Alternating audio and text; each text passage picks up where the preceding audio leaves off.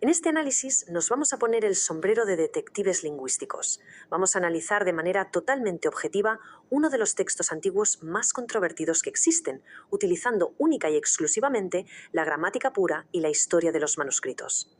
Nada de debates ideológicos ni teológicos modernos. Vamos a centrarnos en los datos fríos y fascinantes que nos da el texto. Y la verdad es que lo que revelan estas antiguas palabras griegas es una auténtica locura.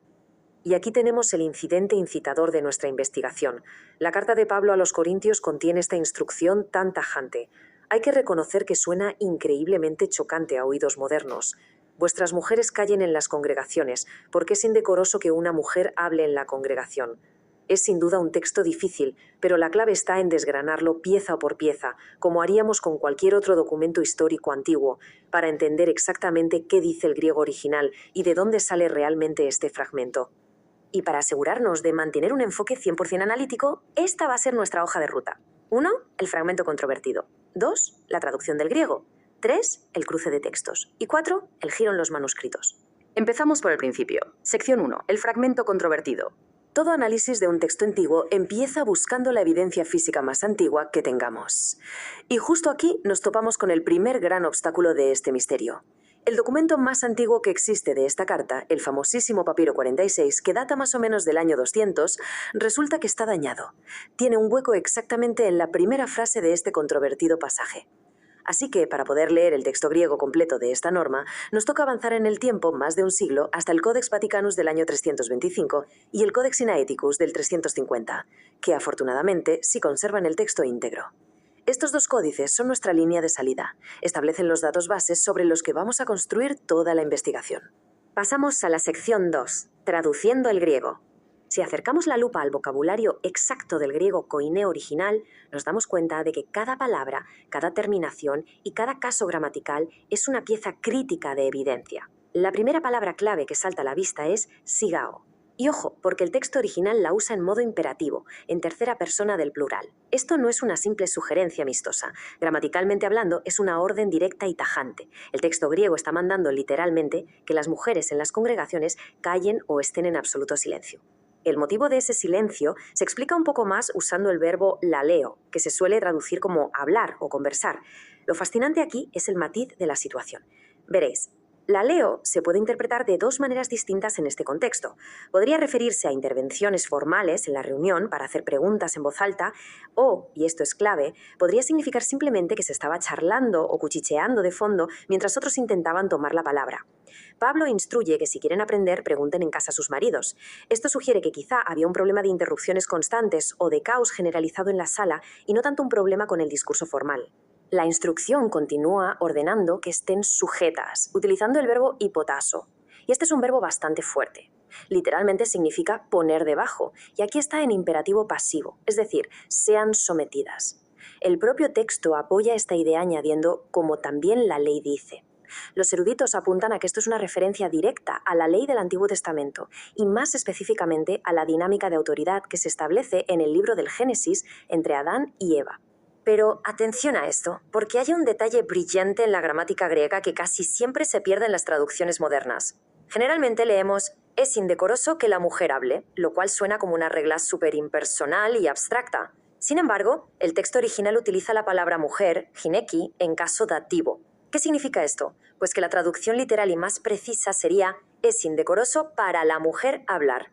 Este pequeñísimo matiz gramatical cambia por completo el enfoque de la frase.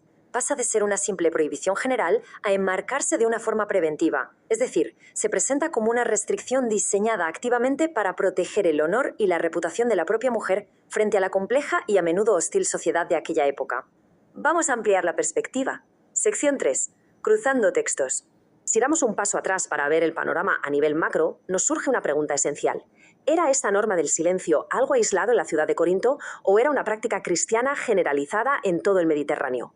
Al cruzar diferentes textos nos llevamos una sorpresa. En los escritos de Pedro, por ejemplo, sí se manda a las mujeres estar sometidas a sus maridos, lo que refleja claramente el estándar cultural ineludible de aquel momento. Pero ojo, Pedro en ningún momento ordena el silencio en las reuniones. La sumisión era un concepto generalizado, sí, pero el mandato específico y estricto de mantenerse en absoluto silencio solo aparece en textos atribuidos a Pablo, concretamente en una Corintios y en una Timoteo. Es una firma exclusivamente paulina. Y si echamos un vistazo a ese otro texto, 1 Timoteo, nos encontramos con algo súper revelador. Allí se usa el verbo autenteo, que significa usurpar autoridad o dominar. Es interesantísimo notar cómo se formula la frase en Timoteo. Dice yo no permito. Se presenta como una regla totalmente personal del autor. En cambio, en la carta a los Corintios, esta mismísima restricción se defiende con firmeza como un mandato del Señor. Tenemos ante nosotros una discrepancia fascinante sobre el origen y el nivel de autoridad que supuestamente respaldaba esta norma. Y así llegamos a la sección 4, que es una auténtica genialidad: el giro en los manuscritos. Justo cuando parece que las palabras ya nos lo han dicho todo, nos topamos con un giro argumental digno de una buena novela de misterio histórico. Resulta que los manuscritos físicos esconden un enorme secreto sobre su propio origen. Para entender esto bien, imaginemos por un momento un escriba de la antigüedad copiando un texto de noche iluminado solo por una vela. De pronto, encuentra una nota escrita en el margen del manuscrito original. Claramente no es parte del bloque de texto principal. Al pasar el texto a limpio, el copista se enfrenta a un verdadero dolor de cabeza. ¿Dónde meto yo esta nota? Tiene que jugar a las adivinanzas e intentar incrustarla en algún lugar del cuerpo principal del texto. Y esta pequeña anécdota ilustra de manera brillante la teoría académica principal sobre estos versículos. Los lingüistas sospechan todo esto porque existe una evidencia física abrumadora. Fijaos bien, en algunos manuscritos posteriores, estos versículos exactos sobre el silencio de las mujeres no aparecen donde los leemos hoy, sino que aparecen al final del capítulo 14.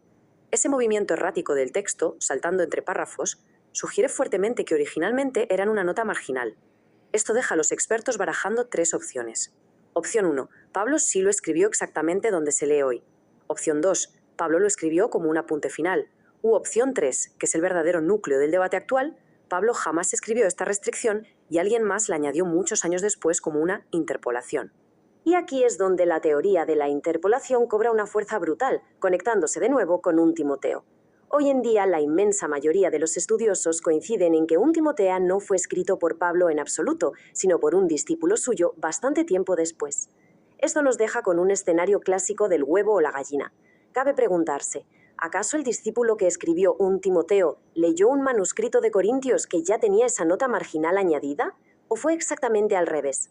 ¿Es posible que el autor de Timoteo inventara esta regla y que un escriba posterior decidiera insertarla en los márgenes de la carta a los Corintios simplemente para forzar que ambos textos concordaran a la perfección? En definitiva, la lingüística y el estudio del griego koiné nos permiten traducir las palabras exactas con una precisión milimétrica, sacando a la luz joyas como ese caso dativo o preventivo.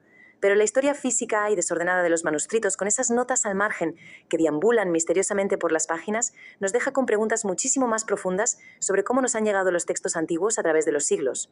La próxima vez que un texto histórico nos parezca rígido o contradictorio o que simplemente no encaja, vale la pena recordar que detrás de esas palabras tan solemnes siempre hay escribas humanos, decisiones de copia sobre la marcha y secretos editoriales esperando a ser descifrados. Nos deja pensando, ¿qué otros fragmentos inamovibles de la antigüedad podrían ser en realidad el simple apunte olvidado de un lector milenario?